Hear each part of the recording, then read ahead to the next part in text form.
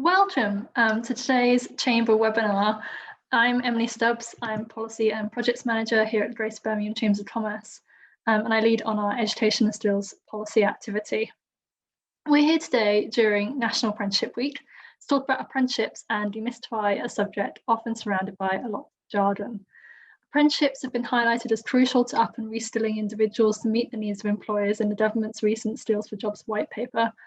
In every average year, around 700,000 people are participating in an apprenticeship across England, and 78% of employers who have taken on apprentices said apprenticeships help them to improve their productivity.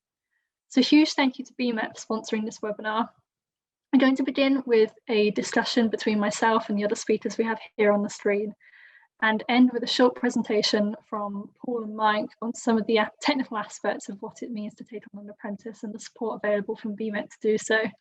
So without further ado, may I ask those on the screen to briefly introduce themselves and describe what an apprenticeship means to you. So shall we start off in the order that you're all appearing on my screen with Paul McDonald? Hi, good afternoon, everyone. I'm Paul McDonald. I'm the Apprenticeship and Supported Employment Manager for DPD UK Limited. I'd say what it means to me to sort of like manage and look after our apprentices is there's something different every day. It's a great sort of like asset for our business, and it's just going from strength to strength. Fantastic, thanks, Paul. And now John Flanagan. Hi everyone, I'm John Flanagan. I run a small building company called Flanagan Brickwork Limited. We're based in the West Midlands. I've been employing apprentices for the last 6 years, and I've been dealing with BMet for the last 3, and they've been outstanding, really, just really helping my business move forward. And it's really nice that you can see the apprentices moving on and becoming, qualifying themselves and just moving on, really. Brilliant, thanks, John. Mike Townsend. Hi, I'm Mike Townsend. What do apprenticeships mean to me? Well, apart from taking up the majority of my role at the moment and for the past 15 years, actually apprenticeships mean to me 1987 when I left school and started my own apprenticeship, really, and apprenticeships have been throughout my career ever since then. So very much it's about career pathways for me. Brilliant, thanks, Mike. Grace Barton, what do apprenticeships mean to you? Okay, so I'm Grace Barton. I'm an apprentice and I work at Morgan and Co Solicitors. So currently I'm the only apprentice at my firm that I work. We're based in Stourbridge and I work in the conveyancing department. So for me, I really didn't like school, so being able to go into an apprentice and earn a qualification and sort of gain a salary as well is very beneficial for me. Brilliant, thanks, Grace. And then Paul McCalla. So yeah, I mean, what do apprenticeships mean for me? I'm from BMet as well. My colleague there, Mike, you've just heard from a few minutes ago. Yeah, I mean, from actually doing apprenticeships myself over the years, and also working with a great college like BMet that give you pretty much all the support you need to help people and put them on the right path. I think apprenticeships for me are really about providing people with another alternative to learning and to studying, to gaining qualifications, and also giving them a chance to get some real world skills and knowledge and put that into practice. To me, it's just a fantastic opportunity for those that feel it's right for them. Thanks, Paul. So now that you've all briefly introduced yourselves, I'd like to ask Paul McDonald and John Flanagan, what originally inspired you to take on apprentice in your businesses? The other Paul, shall I go first? Right. Yeah, okay. So it happened 11 years ago. We were doing an open day at a local school of ours. It's like a Dragon's Den event, and our CEO was in attendance. One of the year 11 students came up to our CEO, bold as brass, and just tried to sell him an iPhone cover. And our CEO was our old director of sales. He came up through the ranks.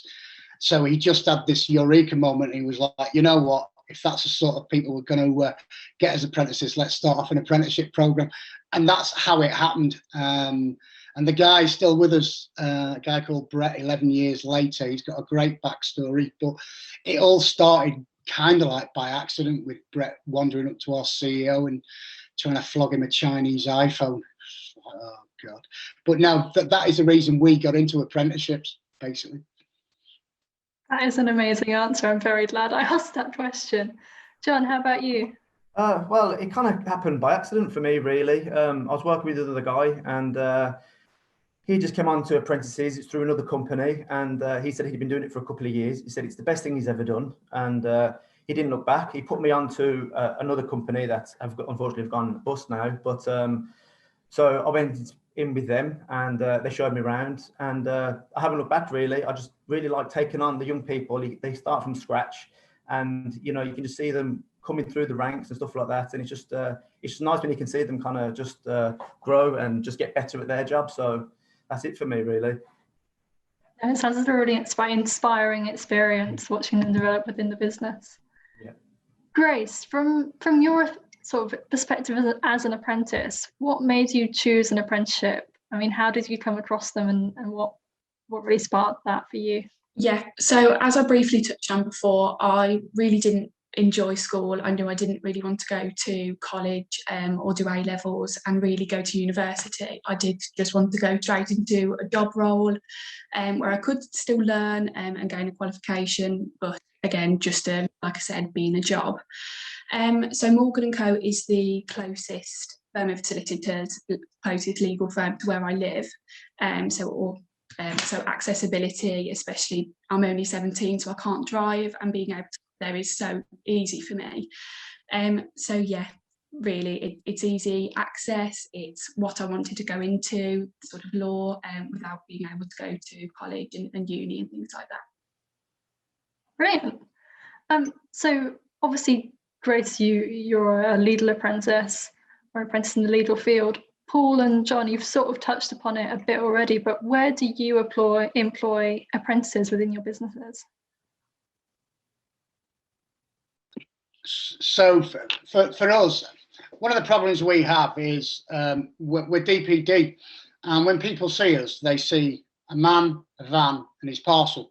So automatically, a lot of people default to, well, I don't want an apprenticeship with DPD because I don't want to drive a van. Nothing could be farther from the truth. So we cover all aspects of apprenticeships, engineering apprenticeships. We'll touch on it a little bit later on.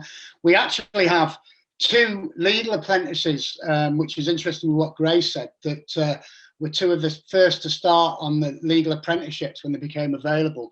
And they're now both 18 months away from being fully qualified solicitors on a 7-year apprenticeship journey. That's obviously at the high end of what we do. But we have sales, we have customer services, legal, engineering, administration, anything that you could think of that's the back function of any organisation. We put apprentices in all of them locations. So, strangely enough, we don't really touch on our operation in terms of warehousing and things like that. We're mostly concentrating on our central assets, but it is something that I'm looking at bringing in this year into the operation, our hubs and our storage facilities. So yeah, it's varied massively. Brilliant, thanks. How about you, John? Hi there. For me, it's ideal in brickwork apprenticeships. So I've been dealing with Paul McCalla for a while now, and that's where we take our apprentices from. They start out normally, loading out, setting things up, bit by bit, we build measurements, things like that, and then just build it up through that way. For a lot of the time when we do have the apprentice following year, and the older apprentice kind of system really to come through. Brilliant, thank you. I think there was possibly a slight internet connectivity issue there, and I'm hoping it's probably resolved itself now, but thank you, John. Yeah, sorry, I think that's for me. It's not the best there. So, I mean, that's quite a spectrum from, Paul, you mentioned a whole range of apprentices from legal and otherwise and John, yourself, brickwork. What inspired you both to, and why did you choose BMet for those apprentices? So we've been working with BMet now, and Mike's going to correct me here, but I think for the previous 10 years at least on our engineering apprenticeships. Listen, when you're first starting this out, before the onset of the apprenticeship systems that we have now that are all digital and online, you just used to check, well, I just used to check who was offering this type of apprenticeship. BMet geographically were very close to us and our central hubs, which is where our engineers apprenticeships work. And when you look at ratings, you know, they were pretty good. So all in all, you know, I contacted Mike and he'll put me right 10 years ago, and we've been working with them ever since, and they do exactly what we need them to do. And it's a great partnership. It isn't, you know, BMet working for us. We work in partnership. We work closely together. We have reviews with our guys, and we're part of that team. And I'd like to think that Mike and his team are part of the DPD family as well. Because it's a partnership when you do a DPD with a provider. It doesn't matter who it is. They've got to know your business and your DNA, and you've got to make sure that whoever you bring in fits into that. And that was massively important. Matt might say that I'm a pain sometimes because I'm really demanding, but overall, we've got a really, really good relationship.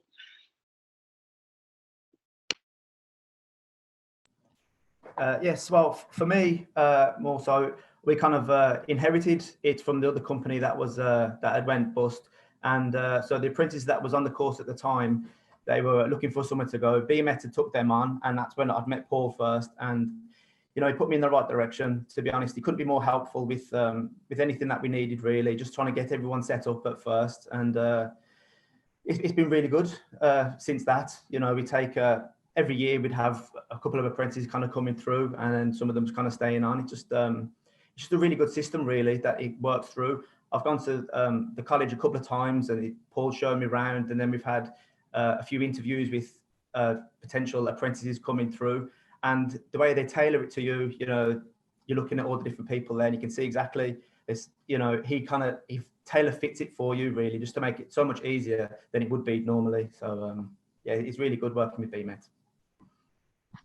Brilliant. I'm glad to hear that, and I'm sure Mike and Paul are too. It's really lovely feedback. So Paul. So you've both sort of touched on it already, but how has having apprentices benefited your business? And Grace, from your perspective, what do you think is the, I suppose, unique value in being an apprentice within the business, as opposed to perhaps doing a more sort of university, college, that sort of route? So sorry, Grace, crack on, mate.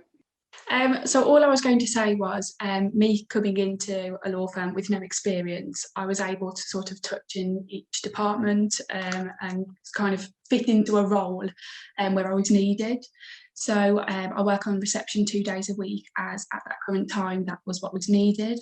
So obviously I'm getting all knowledge for all different departments by doing that as well. Brilliant.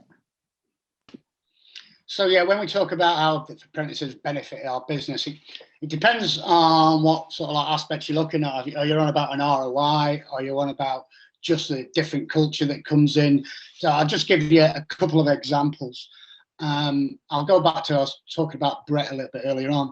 So Brett was a sales apprentice, and last year, 2020, he billed or generated revenue worth £1.2 million to us by himself on his own. All right. So if you're looking for an ROI, basically Brett has paid for every apprentice I've ever recruited throughout the business. If you want to look at the ROI measure, which I think is a little bit cold. As for bringing in new apprentices, 16, 17, 18-year-olds, whatever they are, they just bring energy and a completely fresh perspective to what you're looking at. And to be fair to them, you know, they come up with some great ideas. Listen, they all call me a sort of like Uncle Paul is my name to them. That's sort of like my apprentice family. And they just see me as the grumpy old apprenticeship manager. But, you know, they're so energizing, and just with that energy that they bring in and the fresh ideas, and you know, they're just a blank canvas that you can work with and mold into what you need. So for me, it's a combination of an ROI where necessary, and just bring in that future talent and the energy that they bring. Yeah, much like, I suppose, what Grace was saying, with being a part of every part of the business, and being able to adapt to what's needed. Absolutely, yeah, couldn't agree more. Yes, for me, much the same as what Paul was saying there, really. It's just, it's great for my business. You know, young people coming in, a blank canvas, really. You know, I've had people in the past, you know, there's no egos. A lot of these people that are coming in might be 17, 18 and 19. They've never been on a building site before, so it's their first thing. You know, they're a bit scared, a bit timid, don't really know what's going on. And then as the time goes on, you can see them getting used to the role and just getting into it. And then when they don't know what they're doing, they're eager to please. They really want to just get out there and just show you what they can do, you know. So it's just nice, really, then that you kind of repay that energy. And, you know, for the most part, you can see when they just want to get on with it, and they can see what you're doing, they mirror you, just they can see where they want to be in another 2 or 3 years' time, and then just take it from there. So it's really nice to see, really. I'll be saying much the same throughout, but it's just nice to see the path of where they begin, and where you see them in a couple of years' time then and moving on. It's just it's nice to see. I think something that you sort of touched upon there, with the excitement of seeing them succeed. They come in as a blank canvas, and between yourselves and BMet, you sort of mold them into what they can become. And I think there are a lot of misconceptions out there about apprentices, about apprenticeships, about young people. What are sort of the biggest misconceptions that you've heard, sort of either before you took on apprentices or since, that perhaps aren't true, that you want to sort of bust the myth about? There's a question for anyone. Yeah, no, sorry, I'll jump in again. So myth, when we're talking about apprentices, is the younger. They're lazy, they're not going to turn up for work, they're going to have no energy, they're going to be unreliable, all of the above. And believe you me, nothing could be further from the truth. They bring energy, they're all reliable, they turn up to work on time, and it's massively rewarding for me when I look at these young people that we bring in and see them sort of like move on through the business. Just quickly, something just popped into my head. I get immense pleasure from it, right? And I'll give you an example of something that happened about 7 years ago. So we brought in this girl straight from school, and she went into our customer services. No, she didn't. She went into our international department. And my biggest pride was seeing her 18 months later, after joining at 16, driving into the works car park in a shiny red Fiesta and parking it up. And I just looked at that and I just thought I had a part to play in that. And for me, that's what it's all about. It's absolutely unbelievable, and I absolutely love it. I feel like your sort of energy and excitement about this is palpable. Paul, how about you, John? Yeah, for me, I think the biggest misconception really is, you know, for like a vocation, that they're a failure already. You know, they mightn't be the best at school, or not everyone's kind of cut out for office work and that sort of stuff, and people are more hands-on. And by the time they've come to us, and it's like they've already failed, they haven't gone to college or like gone to university or something, where that's not really the case. You know, they're still only just beginning their journey there. So that would be it for me, really. That there is a future more so there, that they can kind of move on, and you know, they can have a good job, have a decent career, you know, not necessarily just in the office. So that would be it for me, really. Yeah, it's not a second best option. Can I just quickly on what John's just said about that and the qualifications and everything like that?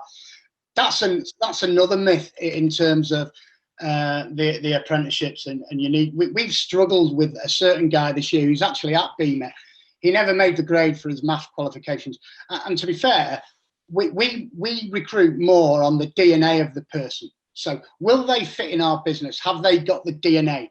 Because if they haven't got the qualifications, I don't really mind, because we can give them the qualifications. We can't give them the DNA. All right. So if somebody struggles, and like Grace said, she hated school, she really didn't engage. I hear that story all the time. That's not what I'm recruiting for. I'm recruiting on DNA, and I can give them the skills that they need. I can't give them the DNA. So just thought I'd want to elaborate on that, because that's important too. Yeah, absolutely. Recruiting for almost culture as Emily, well. I'll take a question now. I just want to elaborate on that a bit about apprenticeships and the way apprenticeships are designed or delivered. That there isn't just a focus on the skills and the knowledge. There also now is a big focus on the behaviours of apprentices, and that's not just from a college point of view. It's kind of an integral part of the way apprenticeships are made up now. They are built by employers now and employer groups. They're not off the shelf courses in essence. They are built around employers, and behaviour is a massive factor in apprenticeships now. So it's about educating apprentices of not just how to build brick walls, not just how to be engineers, but the behaviour that they use in doing them skills and that knowledge. So I just wanted that point that, you know, what we're looking for here isn't just someone who can do a job. They are going to take that company forward and the name of that company and make it business enhancing for the company, but also life changing for the apprentice as well. Sorry. Yeah, absolutely. Yeah. How about you, Paul? I was going to say, if I can add to that as well, because I think, you know, we could probably spend an hour talking about misconceptions about the apprenticeship program. And I think the other one is, I hear it a lot because I think me and Mike are in a good position at the college that we speak to employers, but we also speak to individuals, we speak to families.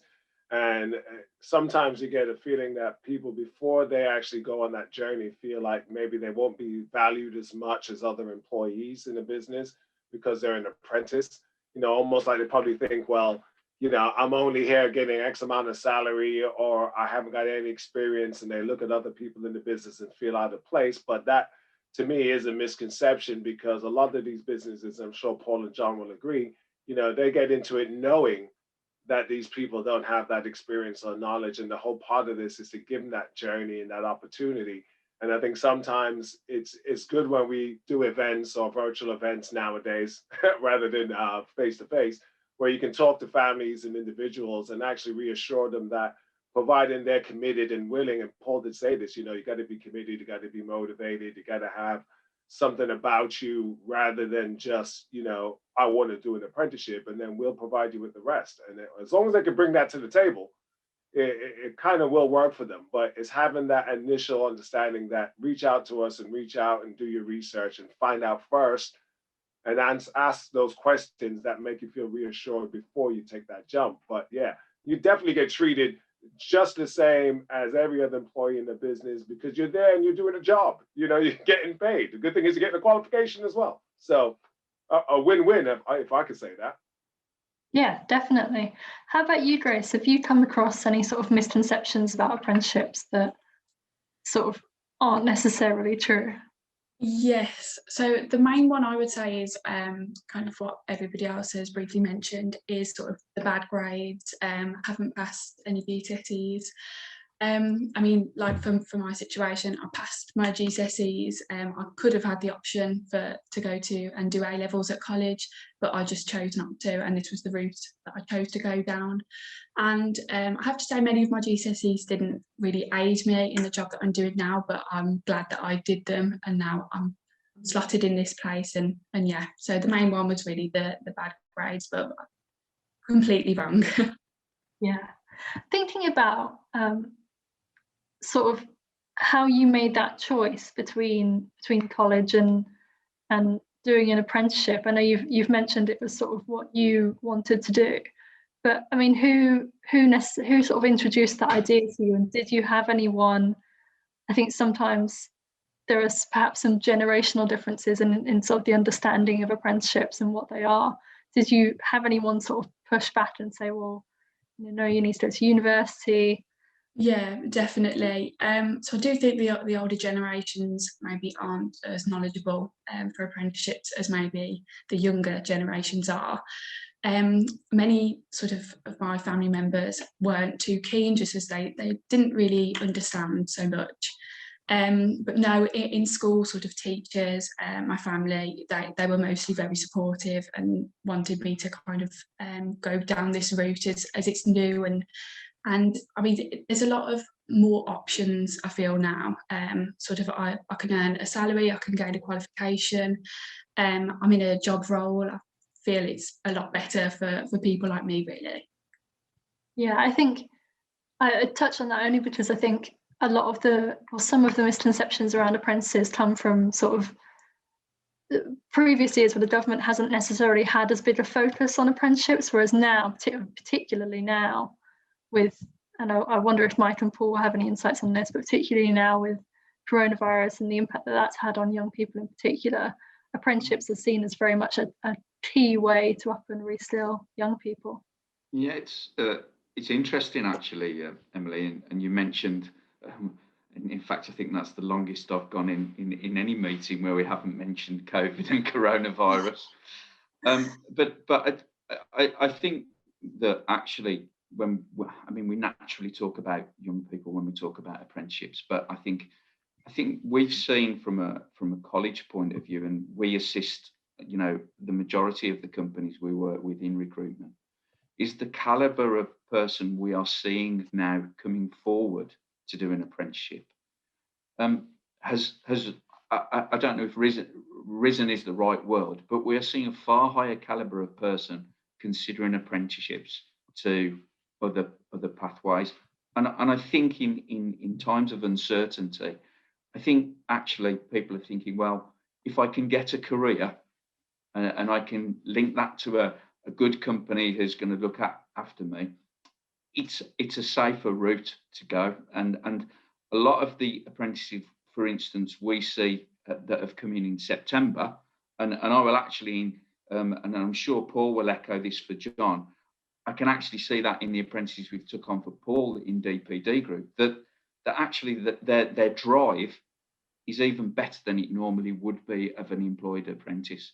And I just think it's because of what's happened in the last nearly 12 months now, that it really has an impact on younger people that are thinking, well, actually, apprenticeship really is the way forward for me.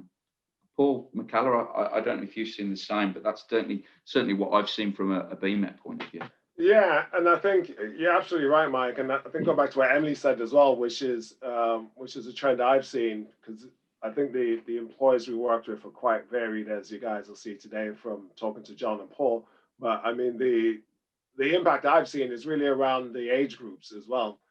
And it's interesting that with the changes obviously brought about through COVID and, all things relating to it, but some of the changes right now where the age group is increased, you do see a lot more people that were probably searching on Indeed for their ideal job, but could never get the opportunity because they didn't have the right qualifications and, they didn't really fulfill their needs in terms of wanting to change their career. Whereas now I've seen a lot of people that are more mature, that maybe have families and have had other jobs and decided they want to change. And actually the apprenticeship program has made that quite worthwhile for them. I mean, one example I can give of that one is I had an employer and they were looking for somebody to do an accounts apprenticeship. And basically in their mind, they envisioned a typical sort of setup, which is you get somebody 16 to 18 who hasn't had much experience. And in the end, when we worked with them and provided them with a range of candidates, they actually settled on a lady that was probably 30 plus.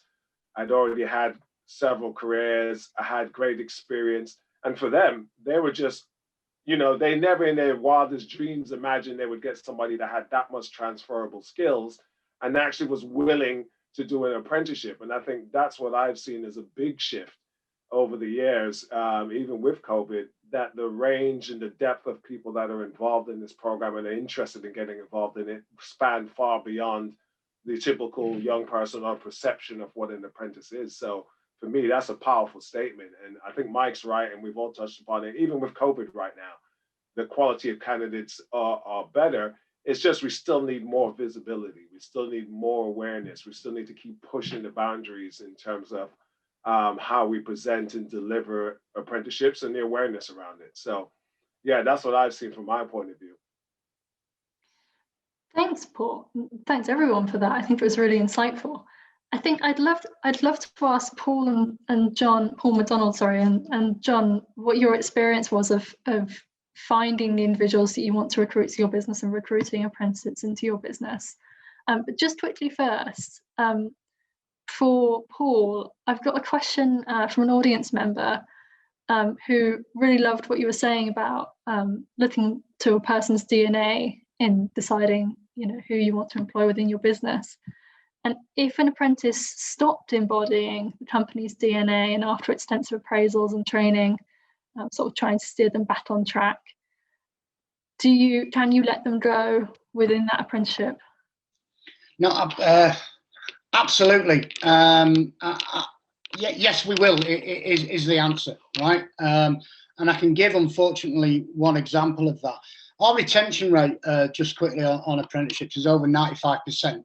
And when I say retention rate, that's into substantive post, because we only recruit apprentices that we need, and they are all offered a substantive post at the end of their apprenticeship.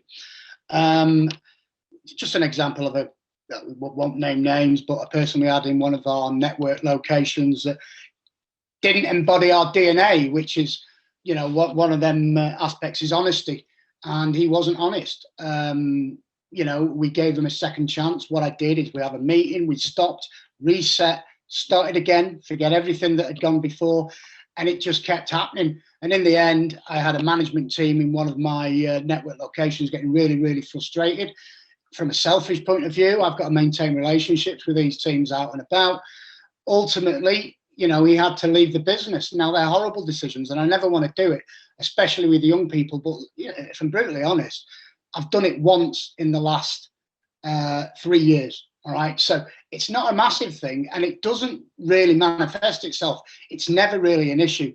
And we've had one of the last 200 probably that's, not demonstrated our DNA. So ultimately, we give them loads of opportunities. And unfortunately, if they don't change the way what they're doing with help, support and coaching, then they'll have to leave our business. Yes, absolutely.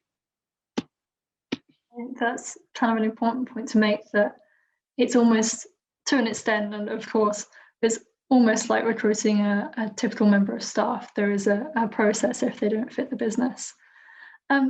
So going back to the point about recruiting for DNA and what you look for when you're recruiting and how you bring apprentices into your business, what's that process like for each of you? Obviously, very different perspectives in a sort of larger and sort of SME business.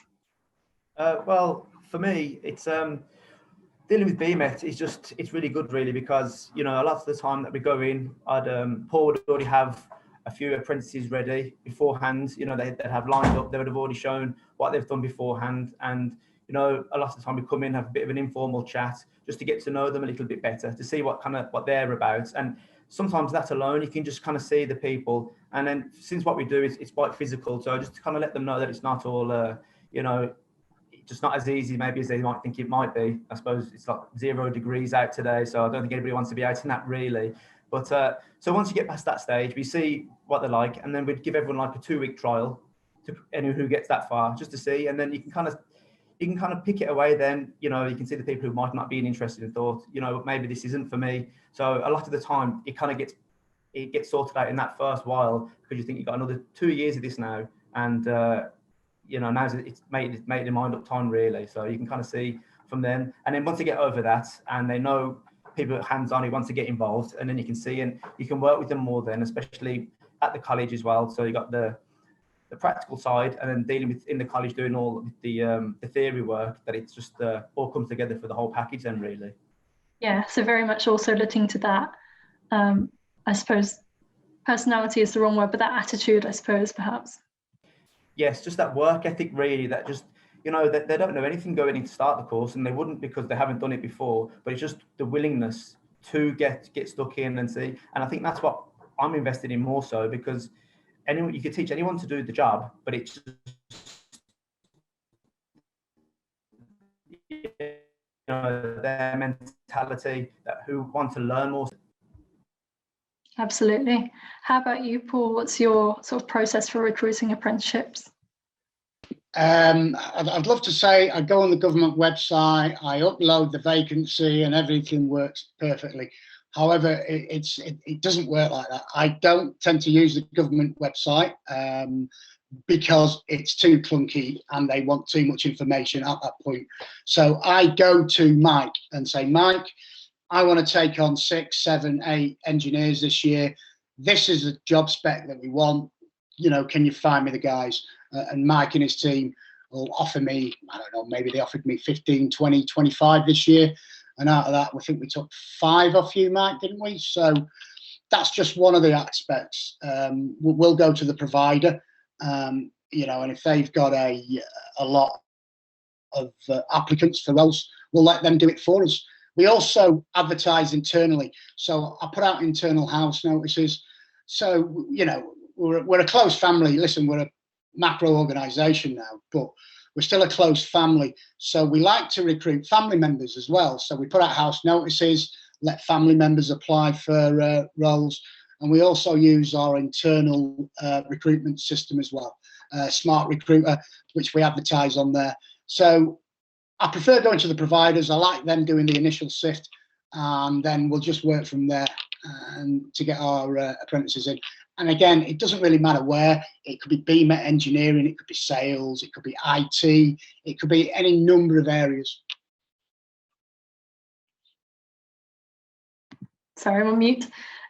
You touched on there the government portals and the government website, etc. I think all of us at some point in our lives have experienced the pain of trying to find something on gov.uk. How each of you potentially, and Mike and Paul, please do come in with sort of your insights from BMet. How easy is it to manage the government portal system for reserving funds, and what support is there available? So I think if you look at the government portal in the recruitment sense of the word, is I mean, ultimately BMet have invested the time and resource in kind of taking the pain away from employers in regards to uploading and managing vacancies. And when you see our presentation, you'll see very much that, you know, we employ a team of recruitment specialists to support our employers to find the right talent, which is, you know, ultimately what it's all about. And then obviously teaching them skills. But in regards to the actual government portal, it's the same answer really, is that we, you know, our employer engagement team at BMet, if we're engaging with an employer who's not a levy payer like Paul, well, even if they are levy payers, or if they are going on to reserve funds and they're a small to medium enterprise, actually we've got a team there of employer contact team that will support employers to do that.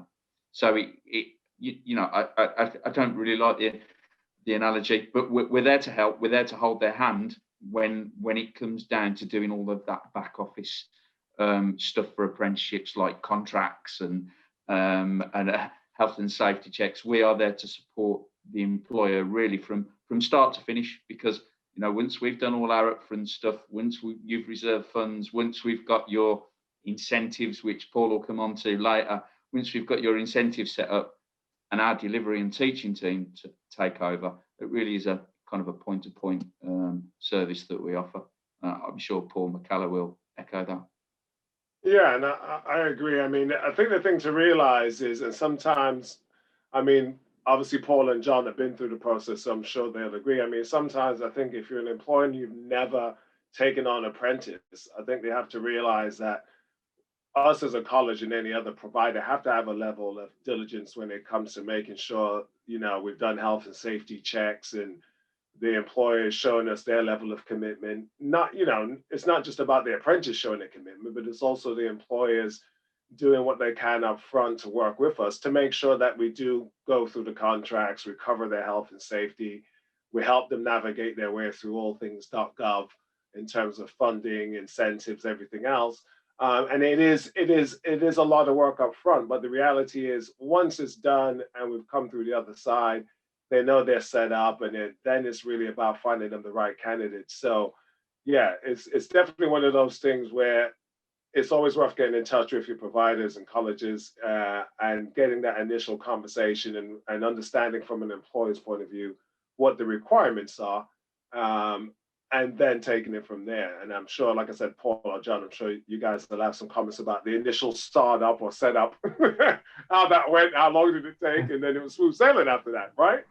Yeah, for me, really, you know, I was just dealing with you, and it couldn't have been easier. You know, once we got initially set up with it there, you talked through on different emails, it was just seamless, really. It is easy just to kind of get set up. I know sometimes on the website it can't be, but pointed in the right direction. There's people there for support. Anytime that if I was looking for some information, I couldn't find it myself, to get in contact with someone from BMet, it's just really does take the pain away from it, really. So it leaves it to what the important parts then, you know. So it's just good when you have got that support there, just in case you're not alone in it. Absolutely, no, it's fantastic to hear. And I don't want to take anything more away from Mike and Paul's presentation. So before we go to that presentation, I just wanted to ask Grace a final question. We've obviously talked, particularly with Paul and John, about taking on apprentices and the excitement of watching apprentices move through the business and develop their own careers and sort of make the most of all the opportunities that come their way as a result of that apprenticeship. How do you see your future career progressing? And are more apprenticeships sort of a higher level part of that, or I just think it would be really inspiring to hear that? Yes, definitely. So I'm currently doing a paralegal apprenticeship, and I would like to kind of work the way up. So at the end, I would have the equivalent to the qualifications that a solicitor would have. However, I've obviously been at a different route. I thoroughly enjoy it this way, as I've said before, but being able to work my way up just the same as any of my friends that are doing different courses, it fits for me. So definitely, yeah, trying to gain more qualifications and stay with the firm that I'm at now, fingers crossed for the future. That's brilliant. It's nice to hear that that sort of engagement with the firm, with More Than Co Solicitors, is there as well throughout the apprenticeship journey. Mike and Paul, shall I hand over to you now to do your presentation on sort of the more technical aspects of apprenticeships and the support available to employers? Yes, that's great. Yeah, great. I think, you know, from a BMet point of view, we've covered a lot off there in just general discussion. And for me, in these forums, I think it's always the business to business, the employer to employers, that is the most valuable kind of the value that people can get out of this. So, you know, great to hear from John and Paul, and of course at the centre of it all is Grace, who sounds like she's smashing it out of the park and got her career sorted. Thank you very much.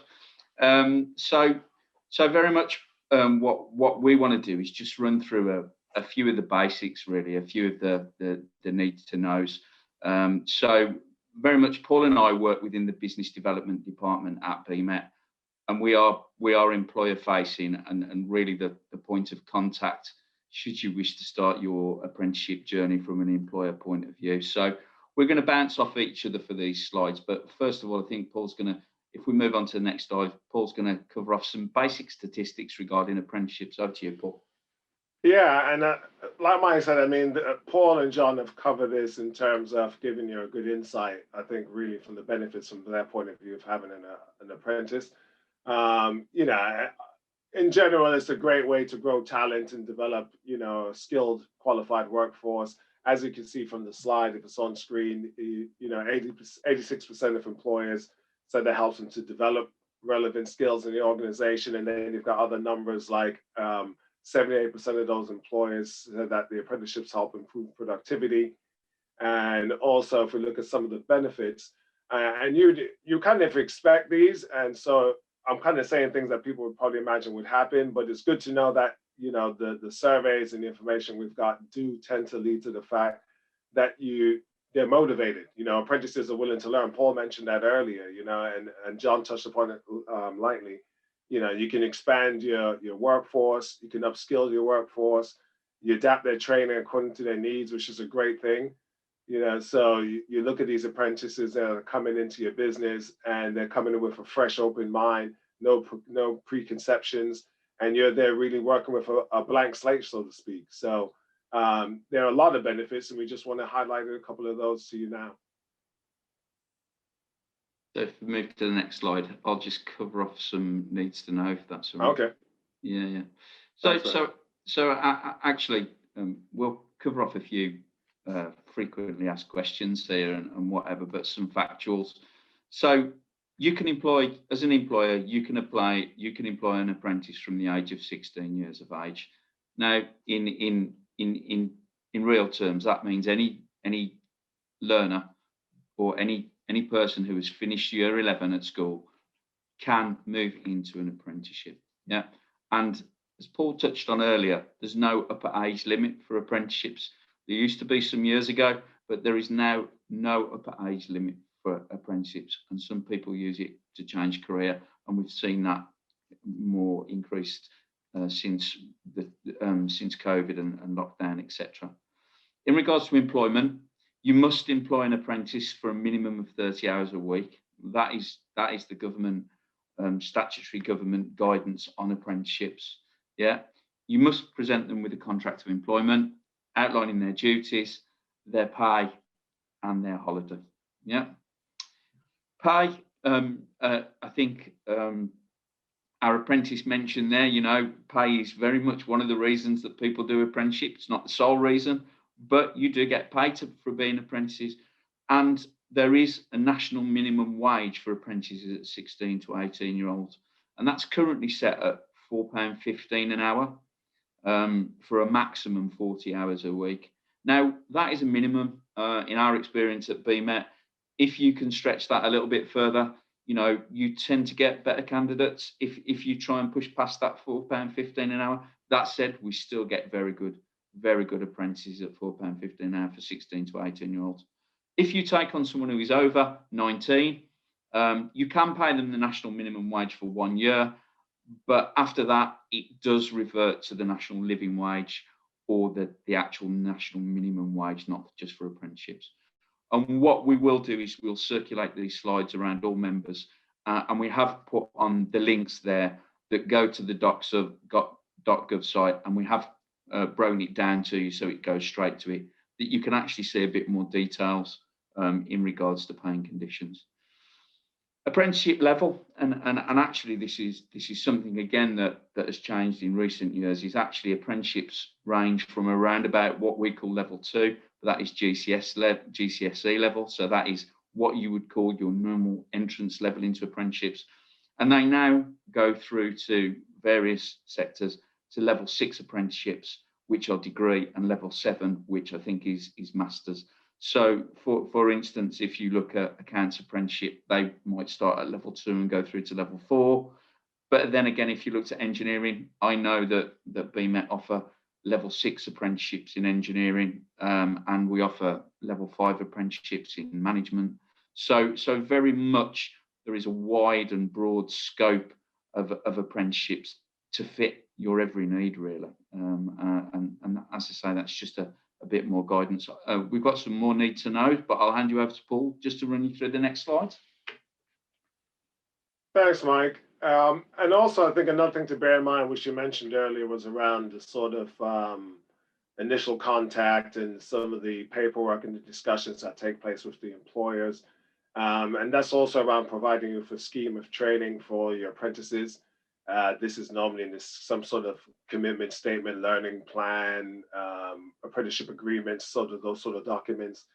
And also there's a lot of talk around what we call off the job hours, or 20% off the job, or what's off the job hours. You know, you hear a lot of people talking about, you know, what does it mean? How does it work? I mean, the easiest way to look at it is you're working 5 days a week, 1 day a week is 20% off the job. It doesn't necessarily have to be that, but over the course of the program, it should reflect 20% off the job hours. And that's study time away from the normal day-to-day. It's not about, oh, I'll do that on the weekend or everything else. It's doing that within your allocated working hours. Interestingly enough, now, I think with COVID, not only us, there's a lot of providers and other colleges out there that are actually still doing this, but they're doing it online, which would make a lot of sense for a lot of people. And there's some qualifications, you know, where you require a lot more practical work. The onus now is to do a lot of the theoretical stuff up front and get that completed. So, yeah, I mean, So you, as an employee, you will get information up front. You will find out more about the sort of training schedules, and also more about the 20% activity if you needed to know more about that. And then funding itself, I think Mike could probably agree, you can spend probably an hour talking about the different types of funding, and Paul and John will know, you know, it's quite diverse, but we tried to make it kind of as simple as possible at this stage. You know, if you're a massive employer, that's sometimes known, there could be levy payers. If you're a small SME, micro SME, that sort of thing, you might end up being a non-levy payer. The basics between them is one will have an account set up as a levy payer where that money is coming out of their account each month towards their apprenticeship training. The non-levy companies, the smaller ones, actually will end up paying some type of contribution. As you can see on screen, the maximum normally is 5%. So if you think about it, the government is showing you some level of commitment because they're saying we're going to fund 95% of this program. And as a small employer, you're expected to pay a 5% contribution. However, the other areas that come into play would be the age of the apprentice when they start the program and other elements like that. And that would impact on whether or not you can receive full funding or not. So we're not going to get into that too heavily today, but just to be aware, a lot of it will depend on the size of your business, your pay bill, the age of the apprentice. But we're more than happy to have those discussions with employers out there to help them through it. If we can go on to the next slide. Thank you. And equally, as much as you talk about 20% off the job and you talk about funding, there's also a lot of talk right now about the incentives that are available. The government made some changes. We mentioned earlier about the restrictions changing for age and getting a wider, diverse range of candidates coming through. And also a lot of that has to do with the incentives that are available for employers. You know, we don't expect an employer is going to wake up one day and say, I want to take on an apprentice purely because I want an incentive. What we'd expect are employers out there that are thinking about this program and value the additional incentive available to them, because that will help. You know, whether or not you use it to incentivize your apprentices or use it to get more materials or products or extra training, it's up to you guys. But to me, it's a nice added bonus to know that as an employer, you can pick up anywhere from £1,000 to £3,000 in the first year, and that's split across the first year. Once again, it could be another long conversation, but like Mike said earlier, we've put a link on our slides that will take you directly to the .gov site. You don't have to search for it. It takes you right to the actual page that you need. Have a look at it. If you have any questions, we're more than happy to answer those for you. But, you know, times have changed and the government and everybody are trying to move with those changes to make it better for people to do apprenticeships and also to support employers. Oh, next slide, please. Here's the sales pitch for me, and I've got about 2 minutes to do it because we want to make some space for some questions if there are any.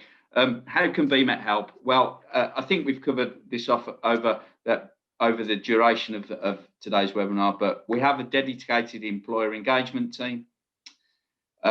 We have recruitment support through our 3 sector specific recruitment advisors that work within that team. Looking at myself and Paul, we have account managers and advisors to support you on the recruitment process of helping you find your talent of the future, contractual agreements, funding advice, and the health and safety requirements, including advising you on COVID as well. So very much we've invested that time and effort to support you to make your apprenticeships successful. Yeah. What we've added on here, because we could take up pages and pages on what apprenticeships we actually offer, is a link to our apprenticeships. So when this is circulated, if you click on the link on that, it will take you directly through to the apprenticeships we offered. And I suppose we all want to think that we're working with a good provider, and I'm sure you guys work with other providers as well that are good. But BMet at its last Ofsted was graded good for apprenticeships in 2018. So that's just a little bit of a quality check for everybody. And that in essence is a presentation, or the demystified apprenticeship presentation from BMet. And I think we've got question and answers next, but if we want to go back to you, Emily, and perhaps we can just look at any questions that have come in from people who are looking at the webinar today. Yeah, absolutely. If anyone has any questions, please do put them in the chat or the Q&A feature at the bottom of the screen next to the chat box. I think that sums up really nicely what we were discussing throughout the session about how BMet is there to support both employers and apprentices and make the process as easy as possible for those who want to commit to taking on an apprentice. So I think a final, if you get a final thought off everybody, for me, my final thought would be about today is, is that the passion that's in the room for apprenticeships, there's a lot of love for apprenticeships out there. We've heard from Grace, who, can be inspiring to young people, but for me as well, my impression from today is, we've heard from John, small to medium employer, and Paul more on the larger side, and the synergy between them really is there, that, it really is the lifeblood and the DNA of their businesses moving forward, is taking on apprentices and investing in apprenticeship programs and future talent. No, absolutely. I just wanted to give everyone an opportunity to sort of, if there's anything you wanted to say about apprentices or apprenticeships today that you don't think you've had an opportunity, I haven't asked the question. Is there anything you'd like to add to what you've said about apprentices and the opportunities from apprenticeships? Well, I think while I've got the chance, but before anybody else unmutes themselves, I think I'm just going to kind of finish where I started, which was, I think right now, and watching apprenticeships, and like Mike, we've been going at it for quite a while now. I'm not even going to say the amount of years. Don't let the gray hairs fool you. But the interesting thing is, now we've seen so many changes. I mean, it's like, I just can't say enough how you can be any age right now. And, don't feel because if you're somebody sitting there and they think, well, I'm too old for it. Because I used to hear that one so many times. I'm too old. I can't do an apprenticeship. And I'm like, well, hold on a minute. I'm doing an apprenticeship right now. And I've been doing apprenticeships throughout my time with private providers and colleges and whatever. So anybody out there can do an apprenticeship. You just got to make the first move. Check it out. Go onto the apprenticeship.gov website, see what it's about, contact your local providers or colleges and ask those questions. And because the employers are out there. I think I read something the other week about the sheer number of apprenticeships that are available. So it's a great opportunity, and if university is not your thing for financial reasons or whatever reasons, then why not go down the road like what Grace did and try and get yourself an apprenticeship and get paid and get a good qualification. No, definitely. It's a really, really good, it's just a fantastic opportunity. I've just spotted a question from an audience member. It says, hi, do companies that take on apprentices only recruit from the local areas, or do they recruit further afield and help relocate the apprentices, supply and help them find accommodation? Oh, yeah, no, I'll go first with that one. So we recruit nationally, right? So we're an international company, but I'm responsible for the UK. So from as far north as Aberdeen to as far south as Southampton. We tend to target the areas.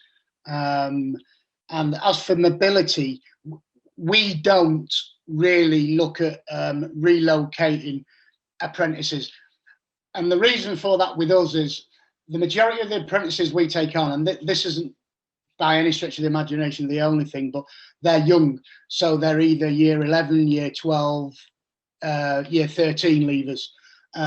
Listen, I've recruited mid-20s apprentices this year, but unless there's something massively special and something that is an absolute wow, we'll try and recruit locally.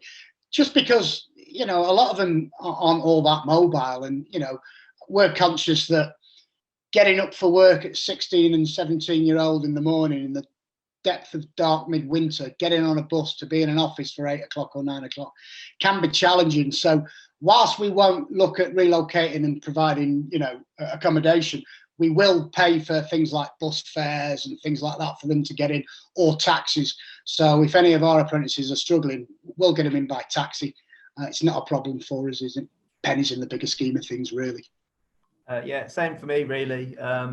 We do try and, keep it local. We're only a small business, but a lot of the time when we're working on different sites, could be here around the Midlands, really, it's, lifts can be provided, a little bit different with COVID at the moment, but it just depends on the sites, really. So where we can help, we will, if we can help to get somebody there. We don't really, it's on the locality. They might be close one day and then the following day might be further. So we do try and keep it around the West Midlands area where we have got a few people. So fantastic, thank you both.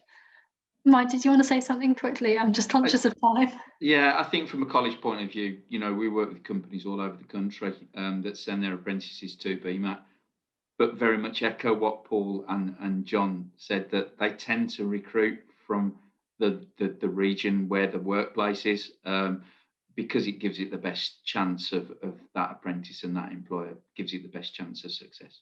Okay. Sorry for interrupting. Can I just clarify something on what I just said? Obviously, we won't relocate somebody, but we will fund somebody's education, if you like. A couple of examples. We've got a guy, even though he's working remotely at the moment, will be going to Bolton University, and we will provide the accommodation for him up there. All right. Another example is a lot of our HGV mechanics have to study at Mercedes-Benz Academy, because 90% of our fleet Mercedes-Benz, so they all go there in Milton Keynes. And while they're studying there, they will be put in accommodation and things like that. So we do support them in that aspect, but not in terms of a recruitment tool. Okay. That's really useful. Thanks, Paul and Mike.